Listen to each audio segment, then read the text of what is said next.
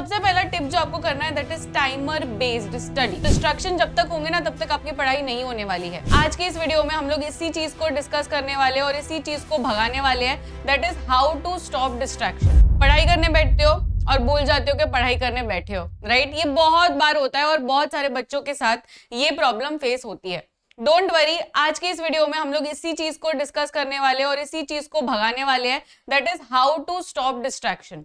Because distraction जब तक होंगे ना तब तक आपकी पढ़ाई नहीं होने वाली है। तो जल्दी से वीडियो को 1.5x पे लगा दीजिए। ऐसी टिप्स बताऊंगी जिससे आपको रियल लाइफ में ये डिस्ट्रैक्शन दूर करवाने सिखाऊंगी।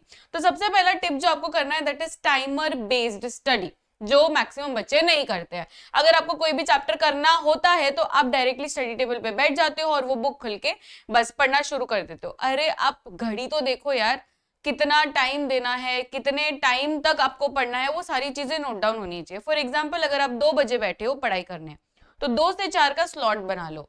2 से 4 के बीच में आपका वो चैप्टर कंप्लीट हो जाना चाहिए। अगर बीच में अगर आप डिस्ट्रैक्ट हो जाते हो तो टाइमर बेस्ड डिस्ट्रैक्शन होना चाहिए। फॉर एग्जाम्पल 2 बजे चालू किया और 2:30 हुआ ना, तब ऐसे लगने लगा कि आवाजें आने लगी कि मम्मी कुछ तो ना बातें कर रही है मासी के साथ या किसी के साथ, तो आपका ध्यान तभी गया, ठीक है, डिस्ट्रैक्ट हो गए। अब जैसे ही आपको ऐसे लगा कि मैं डिस्ट्रैक्ट हो रहा हूं तो देख लो घड़ी पे कितना बजा है, 2:30 बजा है।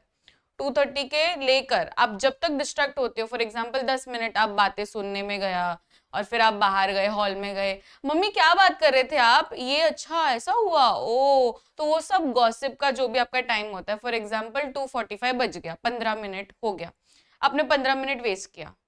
अब ये 15 मिनट ना नोट डाउन करके रखना, बिकॉज ये 15 मिनट हमेशा आपको याद दिलाएगा कि यार तूने डिस्ट्रैक्शन किया है, तूने वेस्ट किया है टाइम।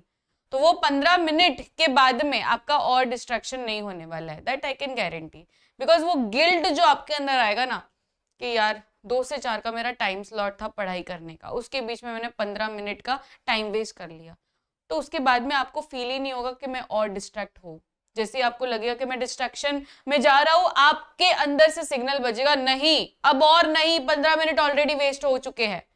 और फिर जितना तू टाइम वेस्ट करेगा उतना ही तुझे कम टाइम मिलेगा फॉर स्टडिंग। तो ये timer based distraction and timer based study करना बहुत ही हेल्पफुल होगा। And last but not the least is to teach someone. जैसे ही आप दूसरे किसी को पढ़ाते हो, आप बोलोगे मैम मेरे यहाँ पे ना, मतलब आई एम सिंगल चाइल्ड, मेरे यहाँ पे कोई ऐसा बच्चा नहीं है जिसको मैं बिठा के पढ़ा दूं।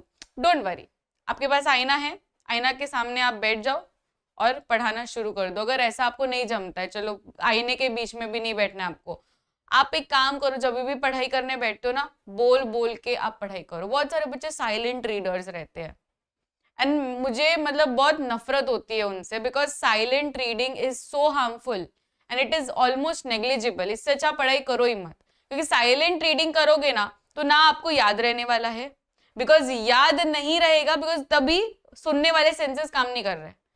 तो अगर आपको लॉन्ग टर्म मेमोरी के लिए याद रखना है तो you should always speak, you should always read out loudly.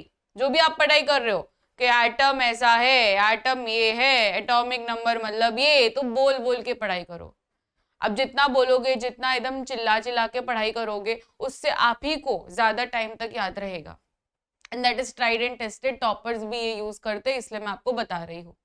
Okay, और मैं खुद टॉपर थी स्कूल में, तो मुझे पता है कि मैं इतना मतलब इतना बोल बोल के करती थी ना, मैं अलग से बैठ जाती थी कोने में और इतना चिल्ला चिल्ला के पढ़ती थी। मेरे घर वाले भी आ जाते थे कि अच्छा, उनको समझ में आ जाता था कि ये पढ़ाई करने बैठी है, बिकॉज चिल्लाना शुरू हो जाता था कि ये ऐसा है, वो ऐसा है, तो मतलब पूरे मोहल्ले को समझ जाना चाहिए कि भाई ये पढ़ाई करने बैठी है, उससे आप ही का फायदा होने वाला है। तो ये टीच करना चाहिए, मतलब सिखाना चाहिए किसी को, जिससे आपको कभी भी फीलिंग तो आएगी नहीं कि डिस्ट्रैक्शन में आप उलझ गए हो। बिकॉज जब भी हम लोग साइलेंट रीडिंग करते हैं ना, तो तभी मैक्सिमम चांसेस रहते हैं कि आप किसी ना किसी डिस्ट्रैक्शन में आ जाओगे। पर अब जब आप बोल बोल के पढ़ाई करोगे तो वो है ही नहीं, पॉसिबिलिटी ही नहीं है, because you are in that process fully. So ये ट्राई करके देखो और फिर मुझे बताओ कमेंट सेक्शन में कि ये वर्क करता है कि नहीं करता। ऑब्वियसली ये सारे टेक्निक्स वर्क करते हैं, इसलिए मैं आपको बताने आई हूँ। तो वीडियो को लाइक जरूर से कर देना और अपने फ्रेंड्स को शेयर कर देना, so that it can help them also. So this side Krishi ma'am signing off, मिलते हैं नेक्स्ट सेशन में। Till then keep smiling, take care and all the very best.